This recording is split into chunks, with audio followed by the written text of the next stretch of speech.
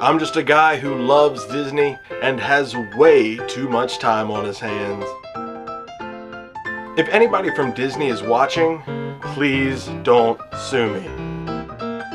I'm here to rate, review, and describe all of your favorite things from the magical world of Disney. I'm File91e and welcome to my Disney News and Reviews. Hello everyone and welcome to this week's Disney News and Reviews. I'm File91e and I don't know, we don't know how to say or talk about this week. It's been just a weird week for me. Nothing crazy, too crazy going on, just other stuff and just wow. So like I can't complain about work or anything, but just weird stuff, just weird stuff. So and let's just get into it. I'm sure you don't want to hear about it. The Where in the Land from last week was walking into It's Tough to Be a Bug. That is way down in the Bugs Life Theater, so that's pretty cool. I really enjoyed that. They did a really good job with the Bugs Land area, and then that section was actually pretty cool too. Not as cool as being down in the tree, at the base of the Tree of Life with all those intricate carvings, but this was cool nonetheless.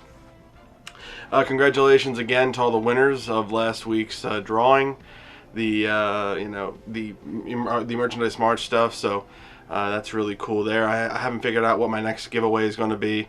Probably won't be for a minute, so I can save up some money. It won't be anything too big. Maybe just like a gift card or something, Disney gift card, DVD, something like that, just to keep you guys interested in the channel. So yeah. Again, I just wanted to remind you guys that we're doing Movie May.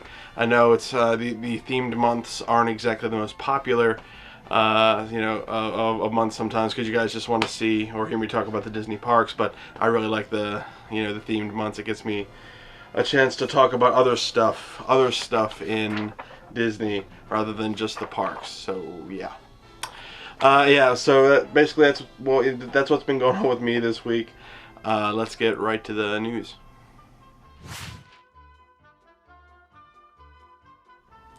Stars of the Disney Channel and Disney XD are set to be a part of the Magic Kingdom's 24-hour coolest summer ever event.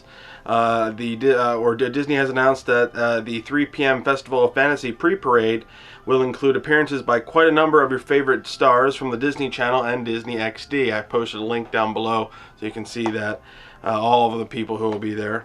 Then later, from 4 p.m. to 11 p.m., Disney Channel's Club Chill Party will kick off in Tomorrowland, where there will be more chances to meet the Disney Channel and XD stars, along with a DJ and previews of upcoming movies and music videos. So that's pretty cool. The Magic Kingdom will be open 24 hours to guests from 6 a.m. to 6 a.m. Friday, May 22nd to Saturday, May 23rd. So if you're interested in doing the 24-hour event, check that out. I know some people, they actually do a little bit there and then they fly over and do the rest of it at Disneyland. So hardcore stuff there, guys, hardcore stuff. The ABC Sound Studio at Disney's Hollywood Studios will begin playing Star Wars Rebels: The Ultimate Guide in place of the current preview of Cinderella. Star Wars Rebels: The Ultimate Guide is a 30-minute recap of the first season of the animated series and will begin on May 15th, the opening day of Star Wars weekends for 2015. So they gotta coincide that stuff. The Cinderella preview will end on May 13th, and they'll spend a couple days getting it ready. For the first time, Disney's Hollywood Studios will offer a special dining experience for the 2015 Star Wars weekends. Rebel Hangar, a Star Wars lounge experience, will offer a specially created menu of Star Wars-inspired food and drink during the event weeks from 4 to 9 p.m. Reservations can now be made online, and the Rebel Hangar will be located in an area of the Backlot Express. So a lot of really cool Star Wars things, as you saw right there. Really neat stuff.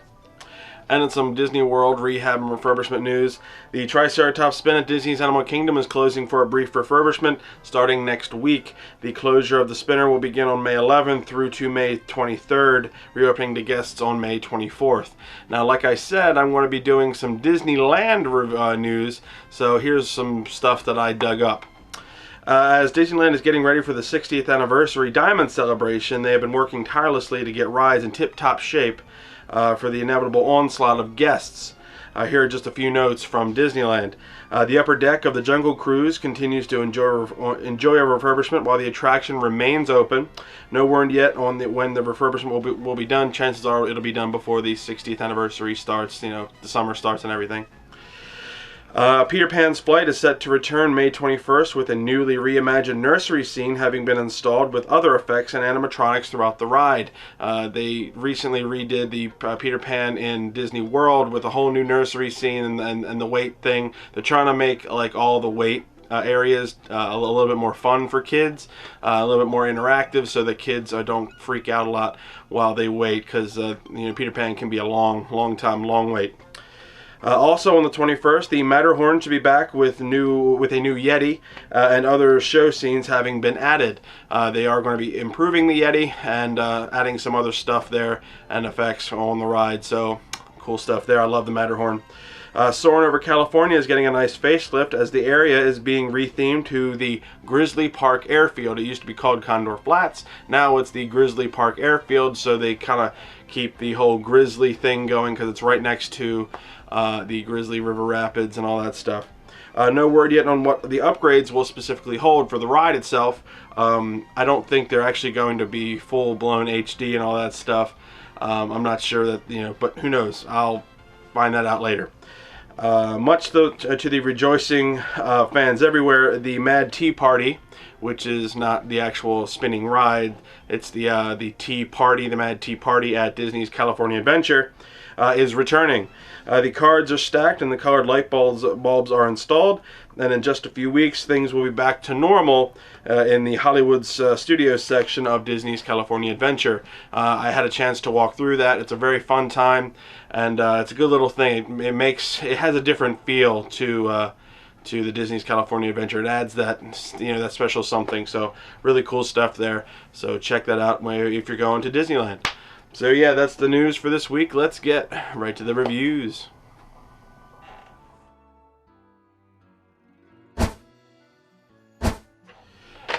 Okay, like I said, this is movie month and we're going to be talking about different movies.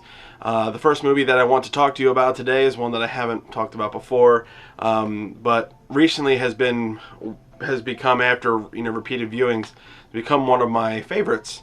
You know, at the time when it came out, I didn't really like it, but after, you know, rewatching it, I really, you know, have come to love this movie. It's The Emperor's New Groove. Now, this came out in 2000 and was directed by Mark Dindal. This movie has a little bit of a history because a lot of stuff happened to where we got this current movie. It wasn't originally like this. This was originally going to be called Kingdom in the Sun, and it was going to be kind of like The Lion King, only based in the Incan civilization. It's going to be kind of more serious. But eventually, some people dropped out. You know, it ran over budget. You know, they put a lot of effort into that original one, and it went through production hell for a long time, and then you know, eventually people did just leave outright, and they had to rework it into a buddy comedy, which is what it wound up being. And it's actually loosely based off of The Emperor's New Clothes by Hans Christian Andersen, although I think the title is more has more of a parallel than with it than the actual story. But it's very loosely based, very loosely based. There's actually a documentary called The Sweatbox. That's the title of it, The Sweatbox, where you actually can see all the behind-the-scenes stuff, you know, in making The Emperor's New Groove. I've actually seen it before. Very interesting documentary. It just goes to show how much movies have to go through in order to, you know, for them to actually be something. So pretty interesting stuff there. Now the plot of the movie, in case you haven't seen this, you got Emperor Cusco, who is played by David Spade. He wants to eliminate this one village so he can build a certain thing. He's a very cocky guy. He's the prince or the king or whatever, the emperor, and he's young and brash and he doesn't care about things. That's a big thing in the movie. So he meets up with Pacha, who is played by John Goodman. John Goodman was getting work, in the 2000s for Disney. He was getting a lot of work, especially with Pixar and everything. Anyway, he meets up with him, who lives in this this village that's supposed to be eliminated. But what happens before that is he has the villain of the movie is played by Eartha Kitt. Her name is Yzma, whatever, and played by Eartha Kitt, and she does a fantastic job with this. And her loyal bodyguard is Kronk, played by Patrick Warburton, and he's probably my favorite thing in the whole movie. I love it. She winds up trying to kill him, but she tries to kill him, but winds up converting him into a llama, and so she tells Kronk to eliminate the llama, and because she wants to take over and have power and all that stuff. That's the whole thing. So that's how you meet Pacha, and so they kind of have a journey together back home to restore order and all that stuff. They go through a lot of trials and tribulations, just having to deal with each other. That's like the main thing. Once Yzma gets word that the Emperor is actually still alive as the llama, she tries to go and kill him. So there's a lot of foil. It's very cartoony, very, very funny. Not at all serious. Really not at all serious. I mean, there are some moments that can be kind of construed as serious, but really isn't. But eventually, in the end, everything goes great. They eliminate her. Kronk is okay. He's really just a good guy at heart. He just was dealing with things, I guess. He's not the smartest guy in the world. But eventually the Emperor goes back, and he learns humility and kindness and everything through going with Pacha and seeing that in his family. So there's your lesson. Humility and kindness go a long way. That's kind of the whole plot of the whole thing. I know I left a lot out, I'm sure, but you just gotta you watch the movie. Now there were some original songs in this. There's one by Sting. I don't like it. It's not one of my favorites, but it was nominated for an Oscar, did not win. That one went to Bob Dylan that year, or whatever it is, for something like that. But the story itself was great. I really enjoyed it. All the characters did, were great. I think Kronk's, my favorite, just because I love Patrick Warburton, and Yzma, played by Eartha Kitt, just so good. She was such a great villain, and she did just a fantastic job with it, as well as everybody else. So there's a lot of reasons to see this movie. The history behind it was very interesting. The fact that it was originally supposed to be this really dramatic movie, but it didn't quite wind up being like that, and it's just really fun. So what am I going to give The Emperor's New Groove? At the time, around 2000, not being the Disney fan that I am now, I probably would have given it a 2. But it's grown on me a lot, and I really like this movie. Even though it's not this big dramatic movie, it still is fun and really enjoyable. So I'm going to give this 4 stars. I really like this movie. I'm sure a lot of you do too. I would love to hear your thoughts and opinions on The Emperor's New Groove, so post them in the comments section below. So The Emperor's New Groove, 4 stars. Check it out. And now, a random Disney fact with File91e. When you walk under Sleeping Beauty Castle, you'll actually see a golden spike that has been thought to be the actual center of Disneyland. That is actually an urban legend. That's not the case. The reason why that's there, it was used to measure the visual intrusion around Disneyland. And that was a random Disney fact with File91e. Alright guys, the next thing I want to talk to you about today is one of my favorite Disney films of all time. I have Emperor's New Groove back here, but I'm just going to grab this one right here. You can see what it is. 20,000 Leagues Under the Sea. I absolutely love this movie. This is one of my all-time favorites. Mainly because it has a kraken, giant squid. I love giant squids. I don't know why. It's one of my favorite mythological animals, and the fact that there is an actual giant squid, though, although not that big in the oceans, although there could be. We don't know. We know more about the surface of the moon than we do about the depths of the ocean. So yeah, who knows. But even as a kid, this was one of my favorites. I loved the book 20,000 Leagues Under the Sea by Jules Verne. One of my all-time favorites. I don't read that much, so that means a lot coming from a guy like me. Now, this movie itself came out in 1954, and it was Disney's 5th live-action film. So he had done a couple beforehand, and he wanted to see how far he could take this. And this was definitely one of his most ambitious attempts, at a movie. Now, if you don't know the plot of 20,000 Leagues Under the Sea, it's kind of in depth, but I'll try to do the best I can. With this particular movie, you got Kirk Douglas right here. He plays Ned Land, who's a fisherman and everything like that. And he is recruited by Professor Aronnax and his servant Conseil, who is played by Paul Lucas and Peter Lorre, respectively. And they want to, they've heard all these, these rumors about a sea monster destroying ships and whatnot. And you actually see in the beginning of the movie that there was a ship that was destroyed by this thing that looks like a sea monster, this glowing orb out in the sea, and just destroys the ship. So they go out and in search of it. So they need a good harpooner, and that's what Ned Land is. And he's Professor Aronnax, he's a scientist and everything. He knows everything about everything. So they go out and they find it, and unfortunately it sinks their ship. And as they're going down, the ship comes around and they realize, oh my God, this is a submarine. They didn't know it was a submarine then. They're getting caught a submarine because, it wasn't invented then. So it just goes to show that Jules Verne was actually a little bit ahead of his time, with this stuff. And the guy right here, played by James Mason, is Captain Nemo. Captain Nemo brings him into his ship and shows him around, and once he realizes that that there's no threat, he actually kind of begins to trust them, although he doesn't really trust Ned Land, because Ned Land's just trying to get to land and get out of there, while Professor Aronnax and whatnot, he's just hypnotized by the technology of this stuff. And in the books, that's actually a big thing, the fact that the technology's there, and he's talking about nuclear fission and stuff back when nobody was talking about that at all. It was just imagination and whatnot. There's some adventures here. They go on land, and then they try to escape, but the island is covered with cannibals and stuff, and the cannibals come out, and he uses the electricity of the boat to shock them.